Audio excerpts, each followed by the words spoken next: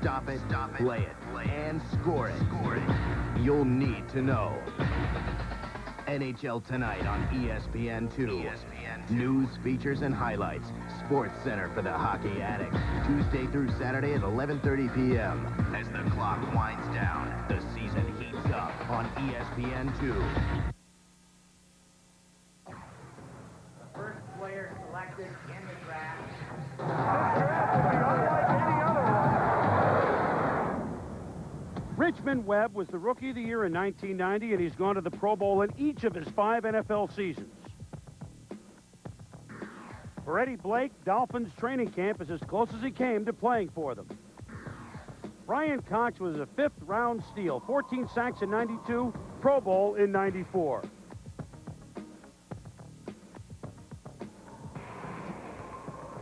All right, welcome back to New York. That's a closer-up look at the Miami Dolphins in recent years in the draft.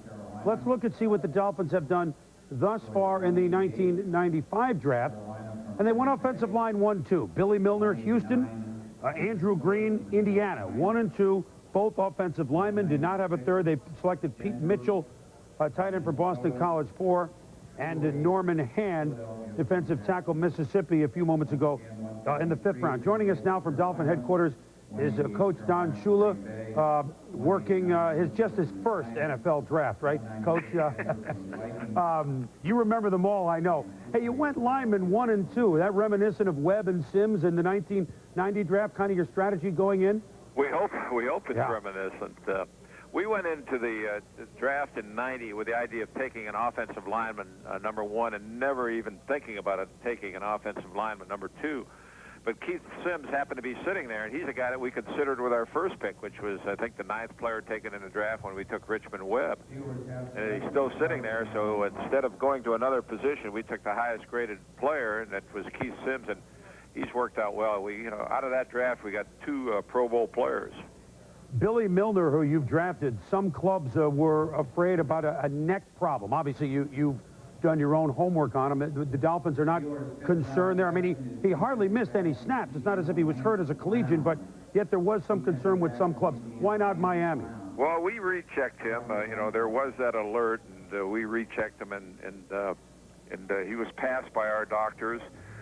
Kim Helton, who was the coach out there at Houston, coached here for a bit before he got the head coaching job at the University of Houston, and he just highly recommended this player, and he never missed any practice time, never missed any playing time, so we're just hopeful that he's okay.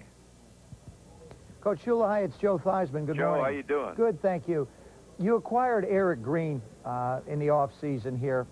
Do you envision him to bolster the running game, or will he play the same type of a role that Keith Jackson did for you as a receiving tight end? Well, he's got the skills to be the same type of a receiving tight end as a Keith Jackson. That might be hard to believe because the guy does weigh 290 pounds.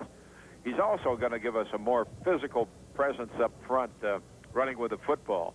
And we liked very much the fact that he's really an outstanding run blocker, and you line him up next to Richmond Webb, Ron Heller on the other side, and that's going to give us some physical presence up there that we haven't had previously.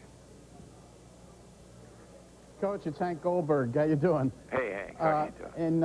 In the first 3 picks and going with offensive players, Pete Mitchell, we're just talking about Eric Green, and I know Ronnie Williams is a guy you also like. Was Mitchell the best guy on a board there, or do you have other things in mind with him? Well, we liked him for a couple of reasons, Hank. First of all, we think he's going to be a productive player for us as a move-type end. We don't think that Greg Beatty is going to be back. He was our long snapper and then also our 2nd or 3rd tight end, and Mitchell can be that kind of a guy and be a real compliment to us where he can line up opposite Eric Green and do a lot of movement, or you could line him up in the backfield. He could run routes coming out of the backfield. And at Boston College, he was just a very, very good football player, a very productive player, and we think he'll bring that kind of smarts and productivity to our offense. Coach, Chris Berman again.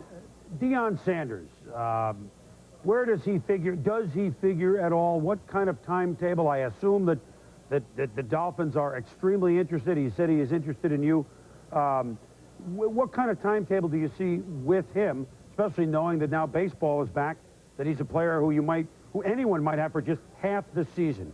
We were really really disappointed last year. We thought we had a great shot at him, and then it ended up he decided to go with the 49ers. And this year we do have some cap problems, staying under the cap, and we're not sure of when and if he would be available, and when and if he would be interested in playing with the Dolphins. So we'll just have to cross that bridge. But we can't really set aside any money at this time, hoping to have Deion Sanders. If he's going to be available to us, and if he's in the playoffs in baseball, it's going to be a long time before you ever have that awareness that he could be available to you. We're just going to have to make our plans without him, and then if there is a hope of sometime getting him, you would have to try to set aside some money to be into the bidding for a Deion Sanders type of athlete. You talk about a physical presence that you're trying to build here with the Dolphins. That one guy, you made a move on the defensive side of the ball, Trace Armstrong.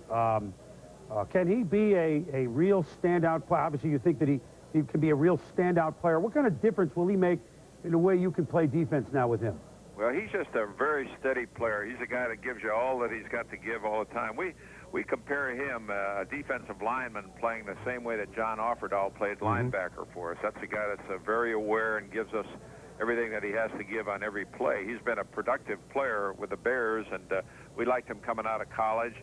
He's really a part of this draft because we did give up a second and a third-round draft choice. That's how much we thought of him to bring him in as a defensive lineman. He can help us as a base defensive end on our base defense, and then when we go to the nickel, he could be a good rusher. He's been a productive rusher. He's a guy that just hangs in there and somehow makes plays. Coach, are you carrying any defensive needs out of the draft? In other words, when you complete today's rounds, are there any areas that you would continue to look to bolster on your defense? Yeah, we just picked up a defensive lineman, Norman Hand, that played opposite Bowens, and we've studied him now for 2 years since we got on to studying Tim Bowens, and we think that he's got some ability as a big inside defensive lineman. We're still going to look to see if we can get some help as a outside linebacker, inside linebacker, special teams type of player in the remaining rounds of the draft. All right, Coach, we now got some more work to do in the war room as you complete your first draft ever. Yeah. Nice talking with you. All right, Coach, thanks for joining us. Don Shula, coach of the Dolphins. We heard from his son David earlier, and now we hear from the father, Don Shula. We'll be back to talk about the impact of Deion Sanders, what he did 1 year with the Niners, and maybe investigate the Deion Sanders situation a little bit. We'll be back.